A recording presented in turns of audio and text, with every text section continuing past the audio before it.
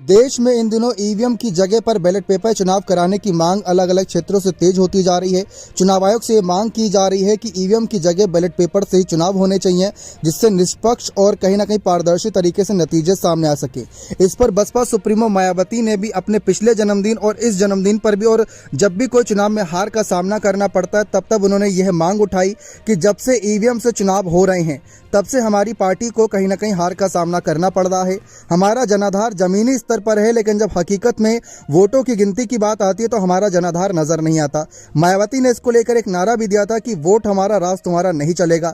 मायावती की बसपा को लगता है कि अगर ईवीएम की जगह पर बैलेट पेपर से चुनाव होंगे तो उनकी वापसी से उनको कोई नहीं रोक सकता।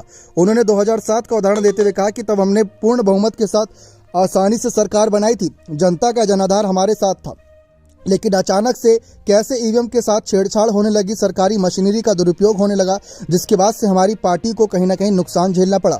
अखिलेश यादव भी ईवीएम के मामले पर काफ़ी सख्ती से कुछ अपने संदेश देते नजर आए थे। उन्होंने कहा था कि देश के जो विकसित कहीं ना कहीं अलग अलग देश हैं, विदेश हैं, वहाँ पर भी ईवीएम से चुनाव नहीं होता, वहाँ पर बैलेट पेपर से चुनाव होता है, क्योंकि जिसमें चिप लगी है, कोई ऐसी मशीन है, उसको हैक किया जा सकता है। ऐसा दिग्विजय सिंह, कमलनाथ जैसे नेताओं का बयान भी सामने आया था। कई मुख्य विपक्षी पार्टियां ईवीएम की जगह बैलेट पेपर से चुनाव कराने की मांग कर रही है, जबकि चुनाव आयोग इस मामले पर ज्यादा गौर नहीं करना चाह रहा, वह लोगों के बीच जागरूकता अभियान चला रहा है।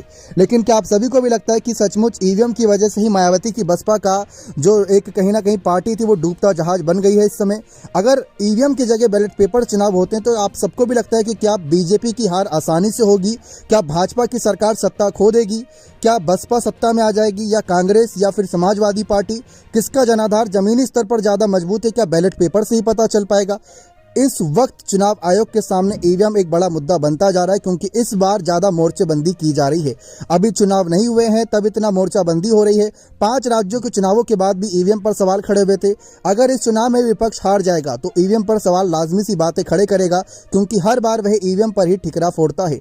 मायावती ने भी ईवीएम को लेकर कई बार अपनी बात रखी है, लेकिन उन बातों को लेकर उन्होंने यह भी कहा कि कई बार इनकी मशीनें भी इनका साथ नहीं देती, तो आप वोट डालने जरूर जाइए, वोट दीजिए, हो सकता है कि आपका समर्थन हमको आगे सत्ता में ले आए। बने रहे चैनल के साथ। बहुत बहुत धन्यवाद।